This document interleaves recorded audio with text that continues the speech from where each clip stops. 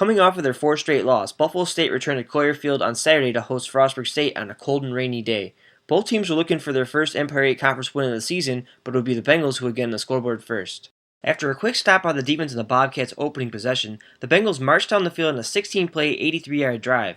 Choosing to keep it himself on the option, Kacz capped off the drive with a 15-yard score to give the Bengals an early 7-0 lead. With quarterback Ken Emmons out with an injury, the Bobcats gave the start to Taryn Tyre, but after two unsuccessful possessions, Nick Rosati came in to replace him and got them on the scoreboard, hooking up with Travis Arthur for a 27-yard score.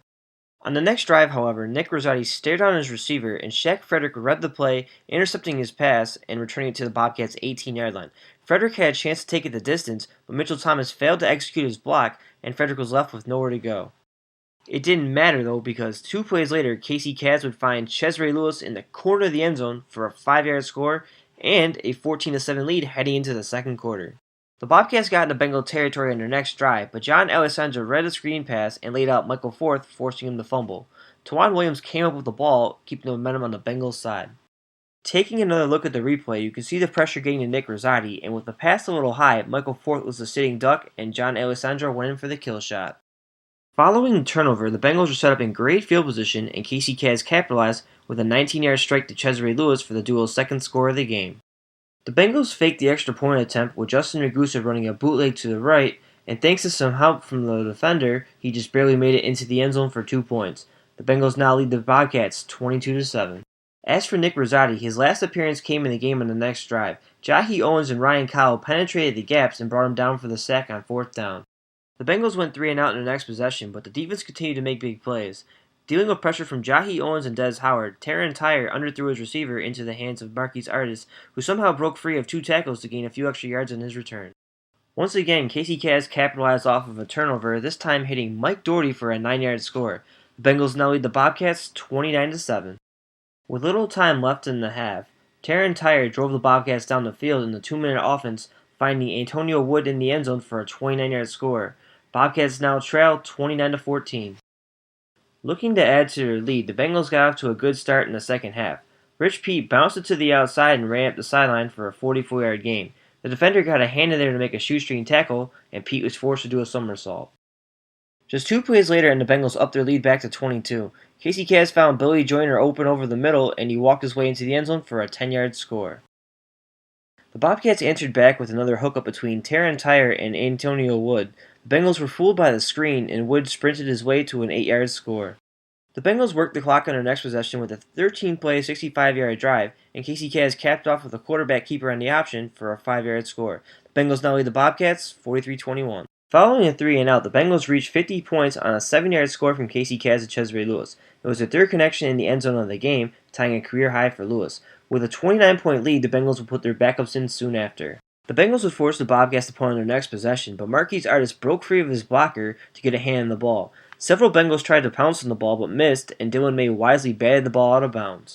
Alex Stebbins would end up hitting a 21-yard field goal, giving the Bengals a 53-21 lead to start the fourth quarter. As if things weren't bad enough for the Bobcats, they turned the ball over for a 4th time. Scott Cohen blitzes off the edge, and Taryn Tyre gets picked off by Ronald Dupree. It's going to be a long ride home. Now on to their 4th-string running back. The Bengals are just trying to work the clock down, but Trey Jones finds a cutback lane and bursts up the field for a 29-yard gain. The Bengals would end up attempting a field goal, but Alex Stebbins would miss it wide left. Even though the game is clearly out of reach at this point, the Bobcats decide to leave Taryn Tyre in the game and he rewards him with a 16-yard score. Bobcats now trail by 25, but there isn't enough time to mount a comeback. I'm sure the Bengals didn't have any intention of running up the score, but Trey Jones found another hole and takes it to the house to make it 60-28. With just 15 seconds left, the Bobcats would get the ball and kneel down. Game over. Taking a look at the stats, Kacz ended up with 7 touchdowns on the day, 5 passing and 2 rushing. Caesarae Lewis had a new career high with 8 receptions and tied his career best with 3 receiving scores. Now on to the post-game reaction. So it's great to see you back. You're doing it in ways that I like to see things done, generally. It's something for us to build on, guys. Sometimes it's more difficult to handle success than it is adversity. But we've got to build on this success, fellas. Every Saturday is a new one. Enjoy this one. Stop. Make it stop. Now what? come back again this next week and a great week to go, guys. Let's finish this season out the right way, guys. The way we know we should finish it out. Good go there, gentlemen. There we are. We had a great week of practice. We really just never stopped believing, and it was an awesome week of practice, and we had fun out there. We had a lot of fun, and it was awesome. It was a great win. Yeah, most complete game, yeah, definitely. It's just we just gotta keep going. Got a couple more games left. We just gotta finish the season on a good note.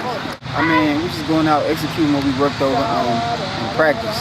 Casey, we connected throughout the day, so those were the end results. How was this team able to bounce back? I mean, obviously they went on a 4-game losing streak. You guys get blown out by Salisbury and Wisconsin Whitewater. In this game, it was your team that was blowing them out. I mean, we knew we had to accomplish today. I mean, Coach talked about it all week. I mean, we needed this win, so we came out and executed what we had to do. We came out victorious. Last season, this team finished 6-4. Obviously, you remember that game. You had a big touchdown in the game with St. John Fisher. 3 games left. This team's 3-4. If they finish 6-4, there's a slight chance they might make the playoffs. Would you say it's all about playing about pride right now?